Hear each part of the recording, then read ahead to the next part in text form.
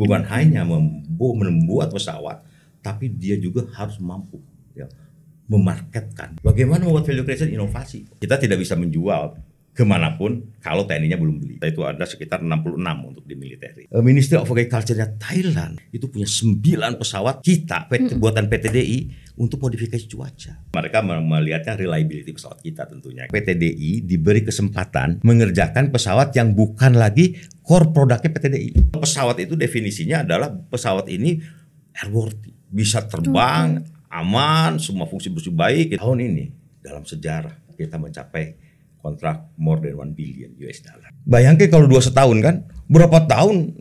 Nah, maka dengan PMN itu kita akan menaikkan dari 2 menjadi 12. Ke depan memang kita akan memperluas pasar ini ke komersial dan ke ekspor ya.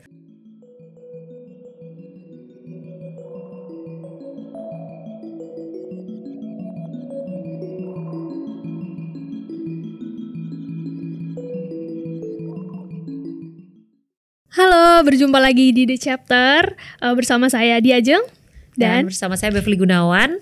Oke, hari ini kita mau ngobrol seru nih dan diskusi seru soal aerospace gitu bersama dengan PT Dirgantara Indonesia yang kompetensinya ini dalam desain, pengembangan pesawat, juga pembuatan struktur pesawat, juga layanan pesawat untuk sipil dan militer nih. Nah, siapakah narasumber istimewa kita pada hari ini? Adalah orang nomor 1 di PT Dirgantara Indonesia, yaitu Bapak Gita Ambriawan yang menjabat selaku Direktur Utama dari PT Dirgantara mulai dari tahun 2022 hingga sekarang. Betul. Selamat datang Pak Gita, terima kasih sudah bergabung bersama kami. Terima kasih. Sebelumnya Pak Gita juga pernah menjabat di Kementerian Pertahanan dan juga pernah menjadi Komandan Unit Pemeliharaan Angkatan Udara Indonesia. Oke, jadi ini diajak ngobrol dikit Pak. Kan PT Dirgantara Indonesia ini udah berdiri sejak tahun 1976. Iya. Kemudian menjadi satu-satunya produsen pesawat terbang di Indonesia, bahkan di Asia Tenggara. Iya. Nah Pak, mungkin boleh diceritakan sedikit sejarah dan turbulensi yang pernah dialami oleh PT DI selama kurang lebih 58 tahun berdiri ini Pak. Baik, terima kasih Mbak. Jadi menarik memang untuk bercerita tentang bagaimana sejarah PT DI. Jadi PT Dirgantara Indonesia itu berdiri tahun 1976. Namanya waktu itu adalah PT Nurtanio. Ya, jadi berkembang dari Litnur. Namun yang menarik di sini sebetulnya tahun 76. Jadi founding father-nya tentunya ada di sini adalah presiden kita. Ya, bagaimana Pak Harto, bagaimana Pak Karno sebelumnya melihat esensinya negara ini harus punya industri pesawat terbang. Ini luar biasa. Kenapa? Pertama saya melihat bahwa wilayah kita yang sangat luas ya, kita kan terdiri dari 17.000 pulau gitu ya. Kemudian luasnya saja mungkin kita ini sekitar hampir 1,9 juta kilometer. Panjangnya itu lebih dari 5.000 kilometer. Nah ini maka udara menjadi penghubung utama gitu ya, wilayah-wilayah yang ada di kita. Mungkin kalau kita melihat ke belakang ya, bagaimana waktu kita bicara berebut Irian Barat, maka saya melihat ada kekuatan udara atau air power itu menjadi hard power daripada diplomasi kita ya, sehingga kita bisa merebut kembali Irian Barat. Jadi saya melihat pendiri bangsa ini melihatnya dan mengamanahkan kepada Pak Habibie untuk membangun PTDI ini, PT Dirgantara Indonesia ini waktu itu Nurtanio gitu. Jadi Pak Habibie kemudian membangun kita. Justru pertama kali yang dilihat oleh Pak Habibie itu adalah kenapa harus industri Dirgantara. Tentunya ada 3 yang saya ingat betul disampaikan oleh Pak Habibie. Itu adalah pertama, bagaimana industri Dirgantara itu punya added value yang besar. Kemudian yang kedua adalah bagaimana industri Dirgantara itu adalah punya value creation juga yang banyak. Dan yang tidak lupa adalah sebetulnya adalah kita punya strategic value. Ya, kalau kita bicara strategic value tentu lebih kita melihat bagaimana ini berkontribusi bagi pertahanan, bagi deterrent power kita. Nah, tapi lebih dari itu sebetulnya saya melihat adalah menarik waktu itu tahun 76 kita mulai dengan production license-nya NC212. Nah, artinya apa? Di tahun 76 saya sudah melihat bahwa sebetulnya kalau kita bicara TOT ya, transfer of technology, global networking itu terjadi dengan kita. Sudah berjalan begitu ya di tahun. Sudah berjalan bagaimana di tahun 212 itu kita punya lisensi produksi untuk membuat NC212. Dan itu 76. Dan kemudian setelah itu tahun 80 itu kita mulai join production, joint development untuk CN235 dengan KASA. Artinya dari kita membeli, yang kedua adalah kita mulai Transfer ada knowledge kesetaraan ya. betul. Jadi, dan kemudian tahun 90 kita mulai dengan apa? Dengan N250. Ini sudah kemandirian gitu. Nah itu ya. Jadi saya melihat adalah bagaimana dari production license, joint development, akhirnya kita mengacu kepada kemandirian. Dari kita membeli, kemudian kita ada kesetaraan dalam pengembangan, dan kita kemandirian dalam menciptakan. Terus meningkat gitu. Betul. Jadi saya melihat itu memang betul tadi Mbak mengatakan bagaimana turbulensi. Kita tahu sendiri bagaimana Krispon kan. Naik turunnya. Betul. Bagaimana 250 kita sudah banyak kita sudah membuat prototipe, kita sudah terbang lebih dari 600 jam sampai ke Eropa ya. Namun kemudian karena sesuatu hal politik subsidi dihentikan. Tapi yang harus kita lihat adalah kita tidak berhenti sampai di sini, Pak. Memang 250 tidak jadi gitu kan. Tapi prosesnya ini telah memperkaya engine putra-putra bangsa untuk mampu di bidang ini, gitu kan gitu ya. Sehingga apa? Sehingga kemudian lahirlah 219 gitu kan.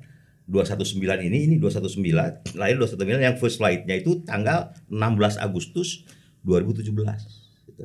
Dan kemudian mendapat type certificate pertama kali dalam sejarahnya Indonesia mendapat type certificate 219 ini di Desember 2020. Jadi ini perjalanan Pak, perjalanan bagaimana bangsa ini akhirnya berhasil membuat pesawat terbang dengan kemampuan sendiri. Jadi kalau kita lihat sejarah panjangnya kan luar biasa sekali. Nah, luar biasa sekali. Dengan Pak Gita nih sudah memimpin PT Dirgantara Indonesia sejak tahun 2022. Pak, mungkin boleh diceritakan Pak, apa mungkin perubahan atau transformasi bahkan inovasi yang dilakukan selama masa kepemimpinan Pak Gita? Terus terang yang pertama saya lakukan adalah pertama harus kenali betul PT DI.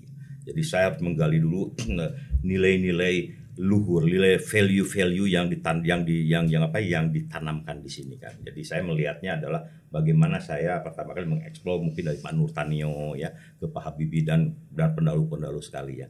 Sehingga saya berpikir sekarang ya. Situasi sekarang memang berbeda gitu ya dengan Pak Habibie tadi mengatakan kan sekarang PT DI bagaimana berdiri tanpa subsidi. Itu kan artinya PT DI itu harus mulai mengembangkan kemampuan entrepreneurnya. Bukan hanya membuat pesawat, tapi dia juga harus mampu ya, memarketkan, berbisnis. Nah, ini saya melihat. Jadi bagaimana sekarang saya melihat adalah bagaimana PT DI itu membuat value creation, gitu kan. Ini yang pertama kali. Jadi inovasi yang saya kerjakan adalah bagaimana kita membuat value creation. Bagaimana membuat value creation inovasi. Nah, maka yang pertama kali adalah unggulan kita itu adalah bagaimana sekarang 219 basic itu harus terkomersialisasi. Jadi ini pesawat amfibi nih Pak ya, kalau dari bentuknya ya Pak ya. Ini amfibi karena ada namanya float Mbak di sini. Bisa mendarat di laut nih ya Pak. Ini sebutnya amfibi karena bisa mendarat di laut dan dia punya roda.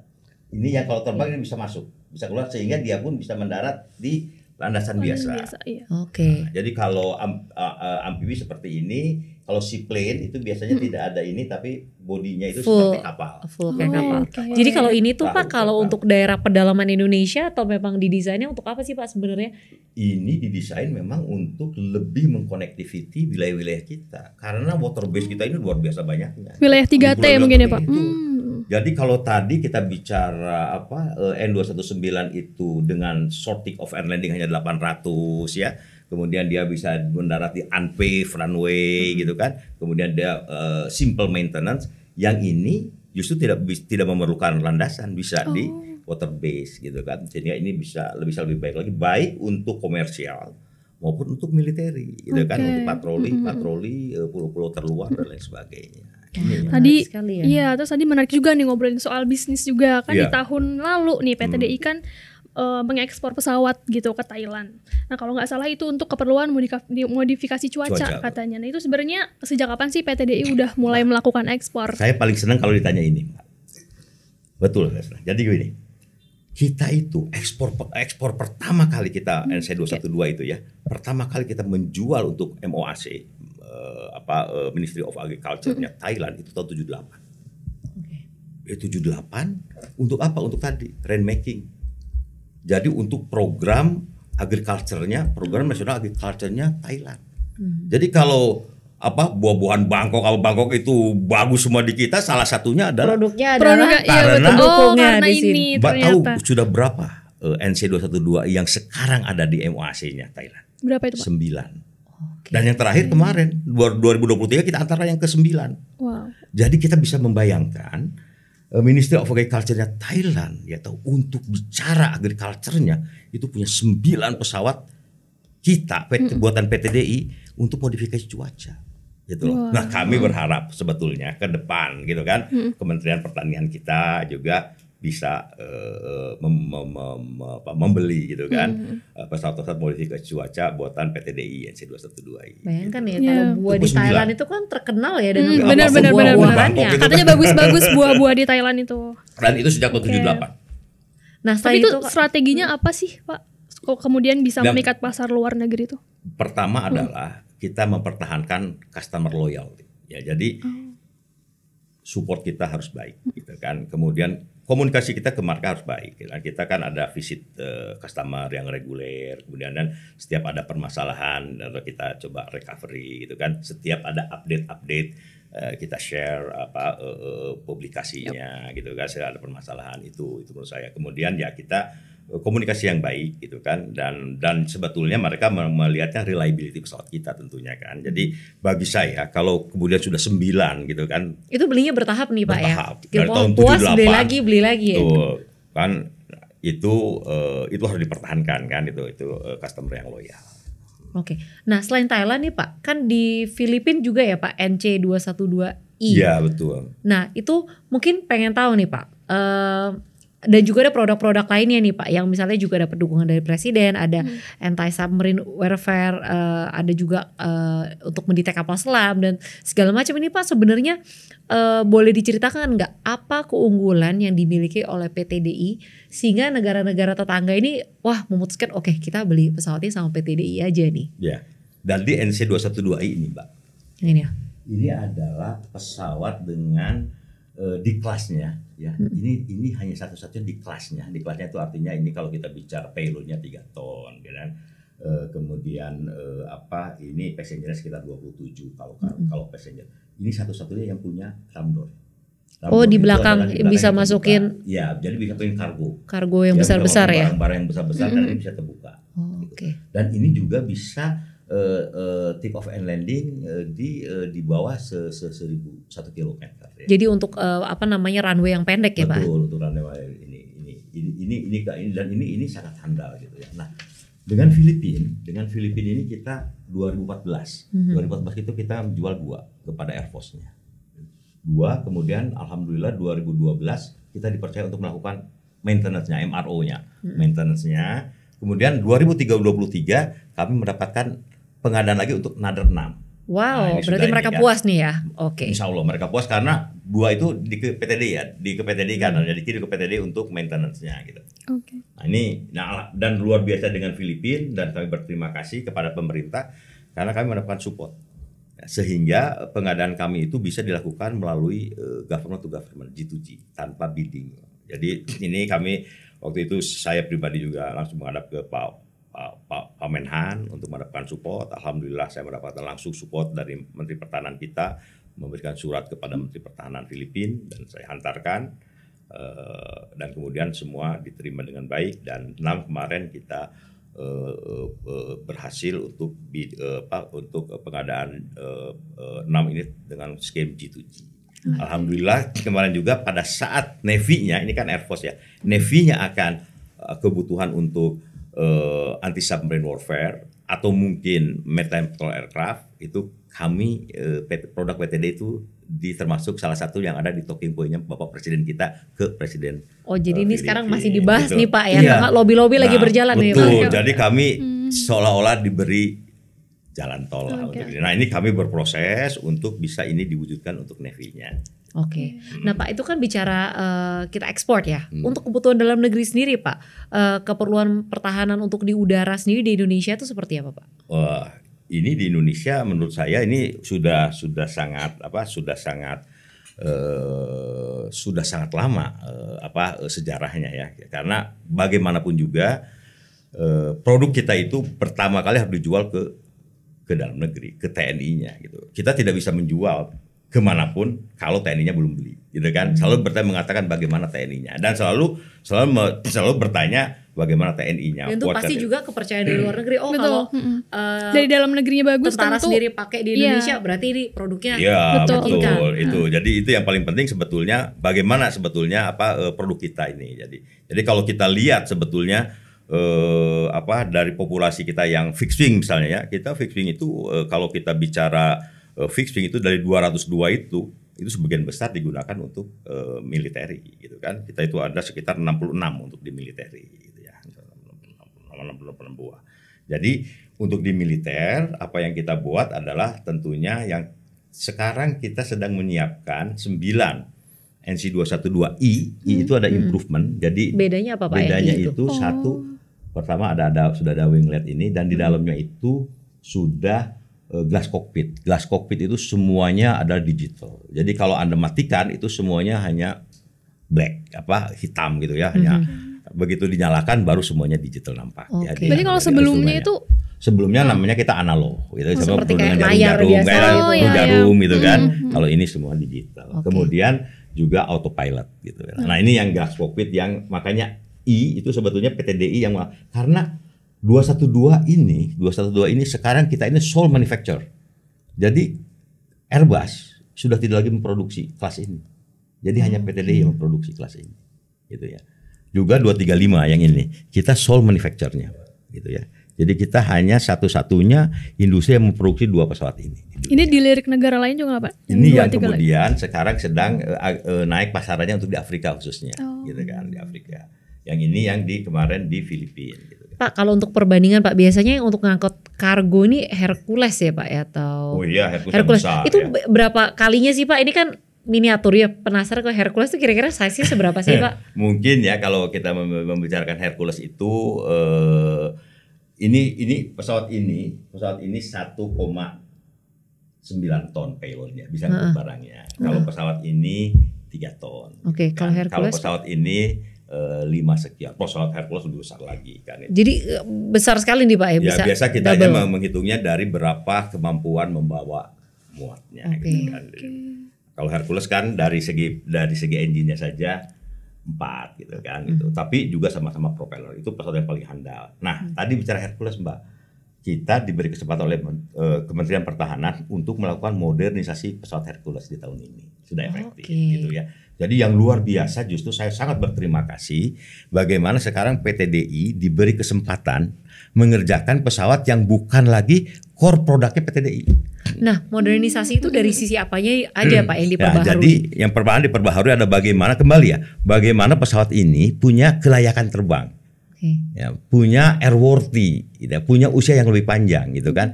Nah, biasanya di dalam Hercules ini struktur wingnya yang sudah habis usia. Nah, kita ganti dengan yang masih ada usia. Kemudian kita lakukan upgrade terhadap avioniknya gitu kan. Dan tentunya terhadap keseluruhan strukturnya kita yakinkan gitu kan bahwa tidak ada sesuai dengan manual, kita kerjakan seluruhnya sehingga keseluruhan pesawat ini kembali airworthy, masih layak terbang dan juga bawa kargonya yang betul, karena pesawat itu udah dikatakan, pesawat itu hanya melihat bahwa dia harus layak terbang dan semua aspek harus kita lihat. Ada yang punya usia. Kalau punya usia itu rusak tidak rusak harus diganti. Punya usia pun juga ada yang kalender, ada yang cycle. Cycle itu kalau kena panas itu kan karena dia temperaturnya itu ada cycle. Ada yang usia. Ada juga yang tidak ada usia, on condition, tapi itu di SP. Jadi seluruh pesawat itu tidak boleh ada yang tidak lolos dari inspeksi bahwa ini adalah proof gitu ya. Tapi kalau sejauh ini sudah berapa pesawat nih yang dimodernisasi Pak? Kita akan melakukan modernisasi 6, baru efektif alhamdulillah insya Allah dalam bulan ini gitu kan. Seru banget kalau ini luar biasa banget ya, benar-benar. Sekarang udah mulai bisa modernisasi bahkan yang bukan core product. Pak, boleh kasih bocoran nggak sih Pak? Sebenarnya kontrak sendiri itu berapa sih Pak yang dipunyai dari PTDI itu Pak? Biar kita bisa ada bayangan gitu. Betul. Yang luar begini Pak. Saya berterima kasih tahun ini dalam sejarah kita mencapai kontrak more than $1 billion.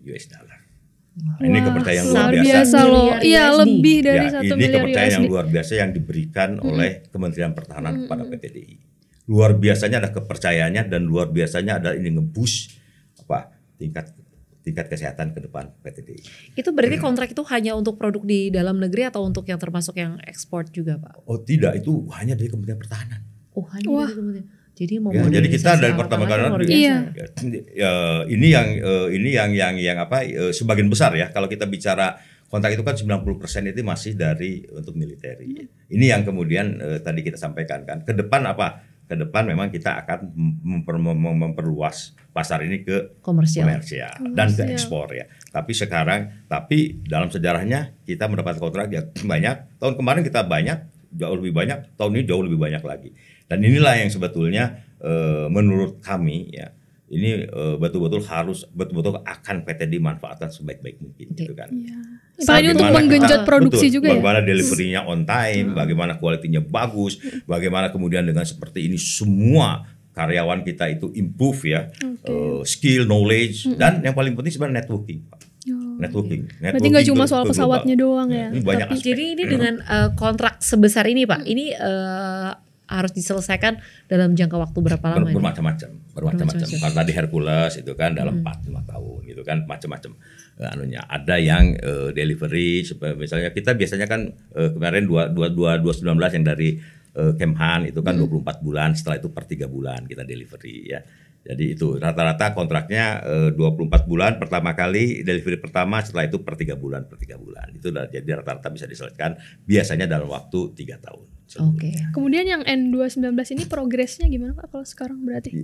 Pertama adalah saya berterima kasih karena justru yang pertama kali membeli 219 ini adalah Kementerian Pertahanan gitu ya. Kementerian Pertahanan. Nah, sekarang kita sedang didukung oleh Bappenas, kita sedang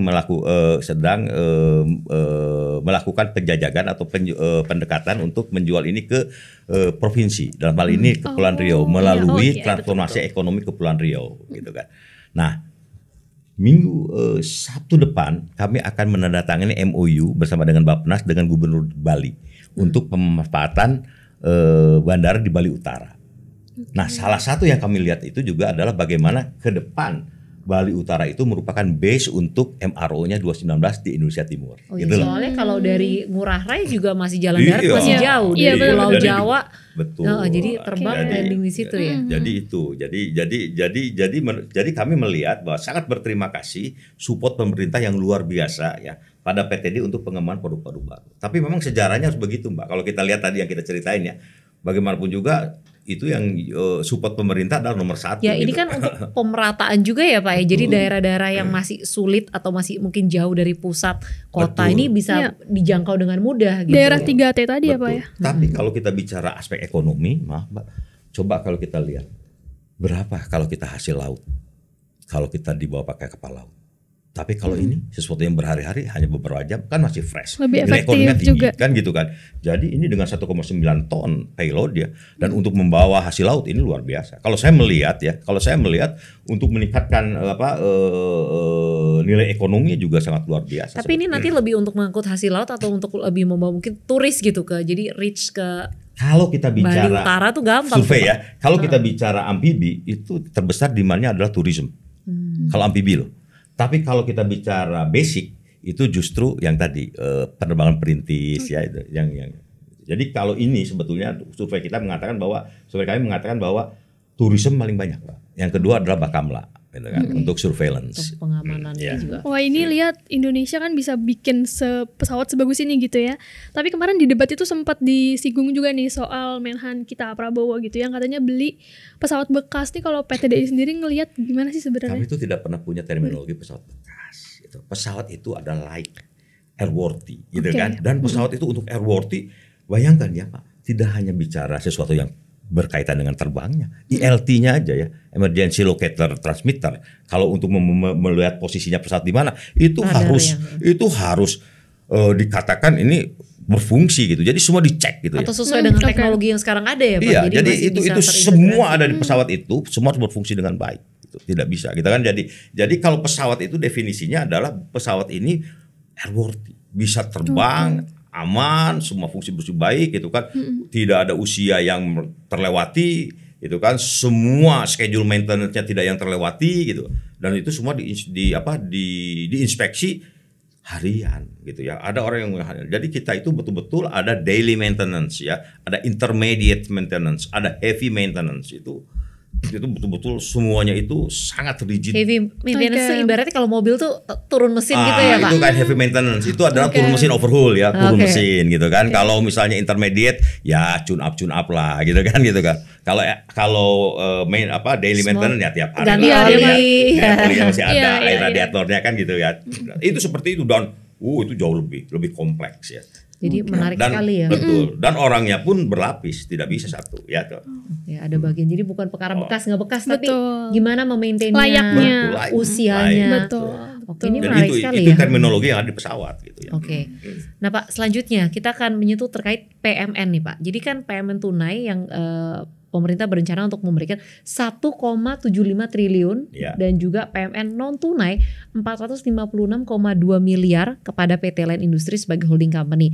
Nah, dari dana tersebut dialokasikan untuk PT DI itu sebesar 543 miliar rupiah, betul Pak? Betul. Nah, itu nanti alokasinya atau fokusnya itu untuk apa Pak di PT DI? Pertama terima kasih yang kami diberi alokasinya atau untuk meningkatkan kapasitas produksi. Untuk yang sekarang nih kapasitas produksi udah 100% belum sih Pak? Bukan. Penasaran? Jadi seperti 2019, kami kan baru membuat prototipe. Jadi kapasitas produksi kami itu 2 setahun. Loh, kalau 2 bagaimana kami melayani? Bayangkan kalau 2 setahun kan, berapa tahun? Nah, maka dengan PMN itu kita akan menaikkan dari 2 menjadi 12. Kan gitu kan. Nah, sehingga kan kita bisa melayani customer yang banyak. Itu bagaimana sekarang saya bisa berkontrak dengan customer kalau hanya 2. Dan terima order lagi ya Pak ya? Iya, dan pemerintah memberikan PMN gitu. Jadi itu yang paling penting. Dan yang kedua adalah bagaimana kita memperbaiki fasilitas produksi yang notabene kan sudah lama PTDI kan sudah. Misalnya kita bicara ada yang namanya surface treatment. Surface treatment itu semua metal-metal itu harus dilapisi supaya tidak korosi gitu kan. Nah, dan dari semua part itu harus masuk. Anda tahu nggak partnya ini berapa? Partnya ini yang lokal itu sekitar 12.000. 12.000 part yang buatan kita. Yang buatan luarnya 24.000, sekitar 22.500. Berarti partnya saja itu hampir 35.000 part pesawat ini, Pak. Dan itu semua untuk yang metal itu harus kita melalui proses pelapisan. Ada coatingnya itu. Nah, itu kalau itu kemudian rusak, job stop. Berhenti dulu Pak sementara. Bukan sementara kan bagaimana? Nah, ini yang kita alhamdulillah pemerintah mensupport kita, PMN kita untuk melakukan permajaan gitu terhadap fasilitas-fasilitas gitu produksi seperti ini. Yang tadi diceritain. Jadi itu bagi PT DI waktunya sangat tepat gitu ya pada saat kami akan ekspansi ini. Kapasitas produksinya kami dibantu pemerintah untuk ditingkatkan dan fasilitas produksi yang sudah tua, yang punya potensi job stop disupport. Itu Pak. Tapi ini alokasinya apakah berkaitan juga dengan produksi CN235 nggak Pak? Iya, CN235 salah satu kan dinaikkan lagi gitu itu produksinya semuanya. Oke. Jadi itu ada CN235, 219 dengan fasilitas umum produksi yang tadi saya sampaikan.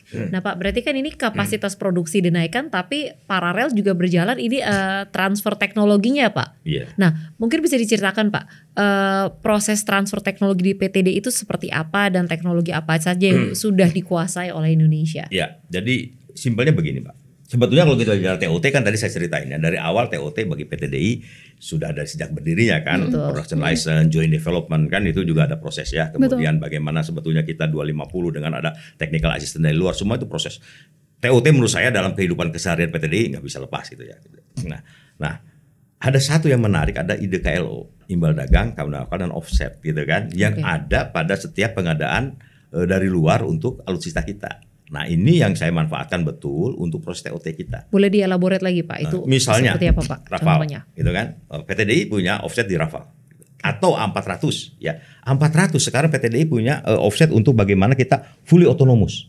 Artinya adalah yang tadinya center wing ini dikerjakan dari KASA, mereka harus transfer ke kita.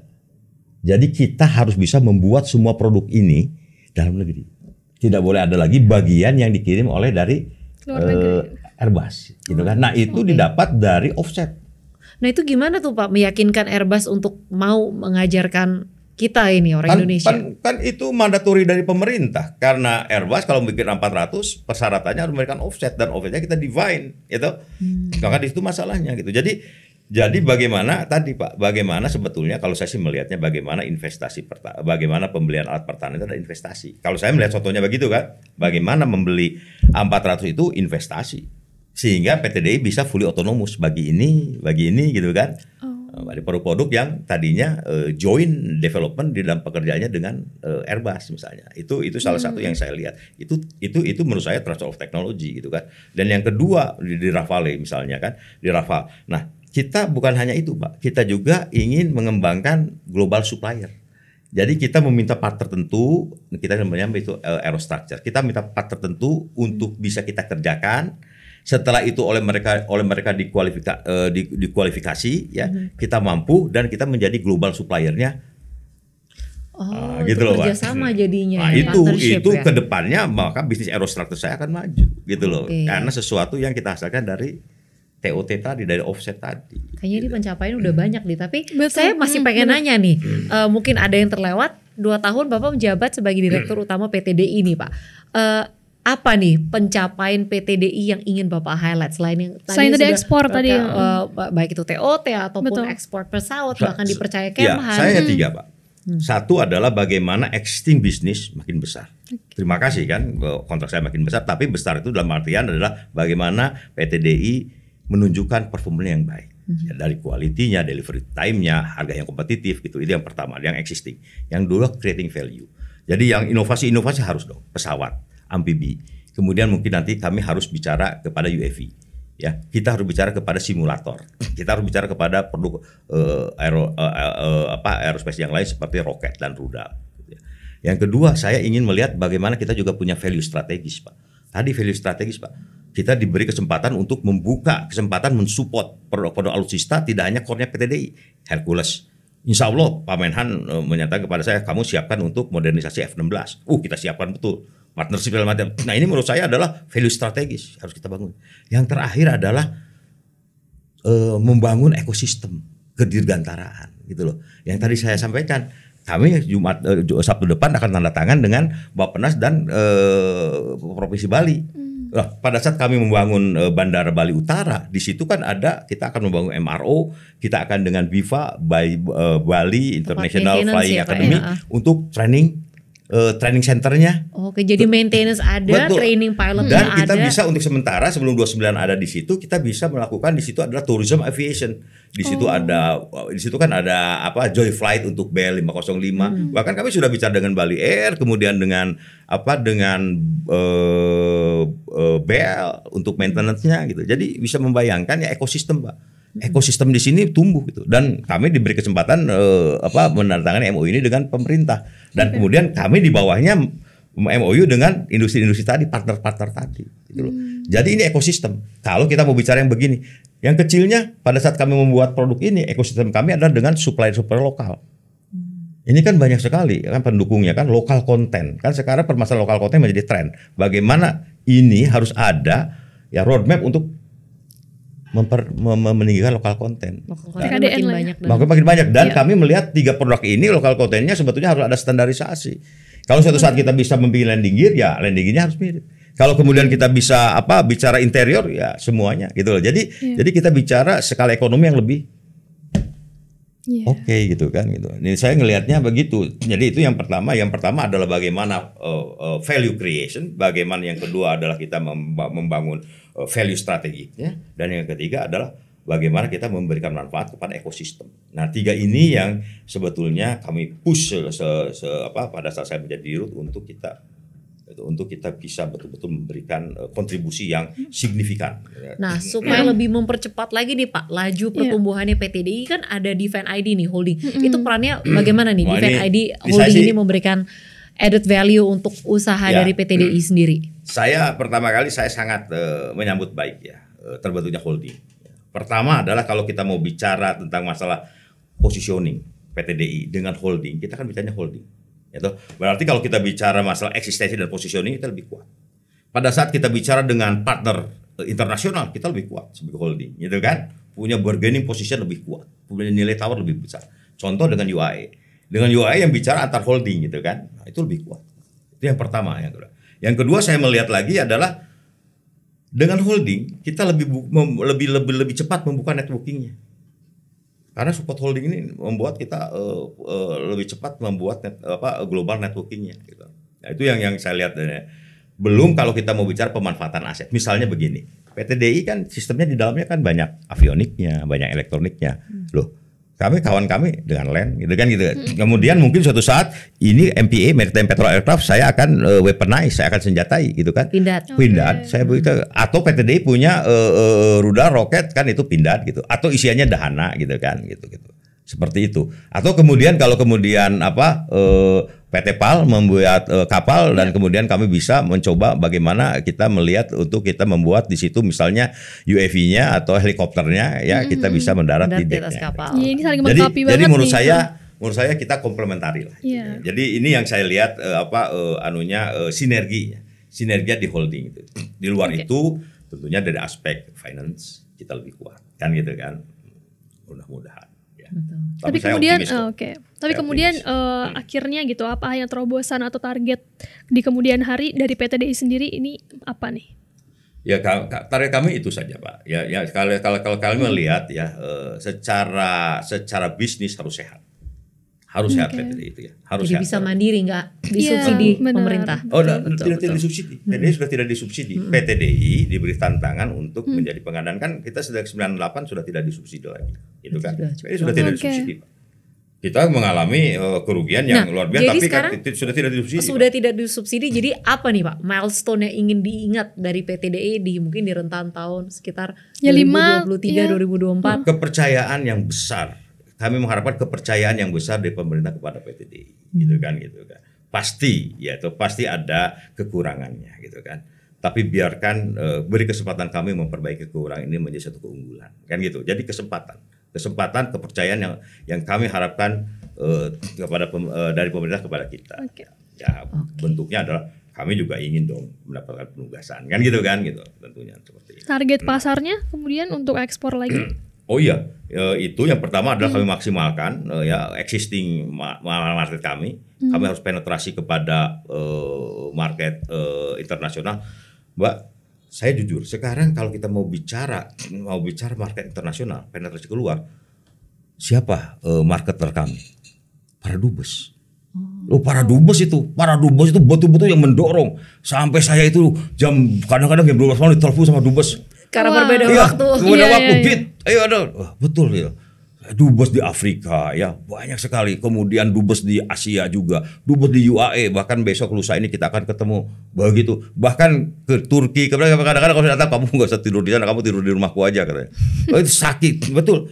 Dijemput sama dubes. Kadang-kadang saya mau ketemu CEO-nya didampingi sama dubesnya, gitu kan? Sehingga CEO mereka juga tidak datang lengkap gitu. Itu luar biasa. Jadi bukan hanya ekosistem Defense ID tapi juga ekosistem pemerintahan dan dubes semuanya bekerja sama ini. Jadi saya melihat kalau kita harus all out nih, gitu kan? Harus all out untuk bagaimana kita mengembangkan penetrasi ke global.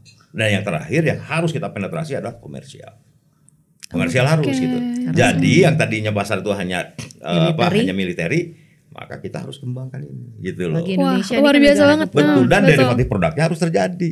Tidak hanya amfibi yang baru nanti, kita juga harus bicara kepada masalah rudal, kita juga harus bicara masalah UAV, kita juga harus bicara masalah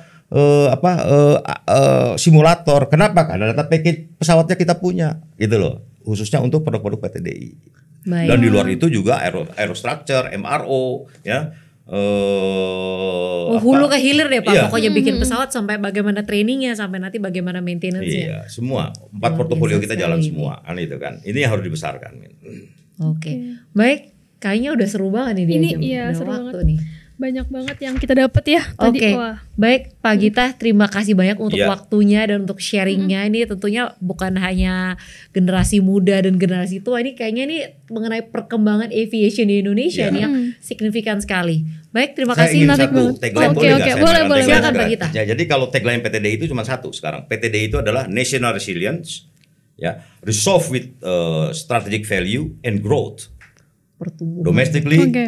globally. Itu loh. Jadi itulah. Jadi bagaimana ketangguhan gitu kan. Nasionalnya harus kita tumbuhkan gitu kan. Harus kita tumbuhkan dengan berbagai macam upaya menyelesaikan permasalahan dan siap menghadapi permasalahan di depan gitu. Ya, dengan strategic value tadi dan pertumbuhan growth.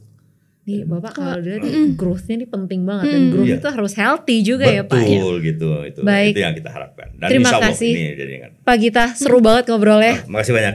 Oke. Ya, terima kasih juga Yuk, Pak. makasih ya. Kita udah banyak banget dapat ilmu gitu ya soal PT Dirgantara Indonesia gitu. Di gimana sih soal produksi pesawat, juga soal marketing, juga kemudian inovasi-inovasi yang sedang dikembangkan mungkin juga untuk di masa depan gitu ya.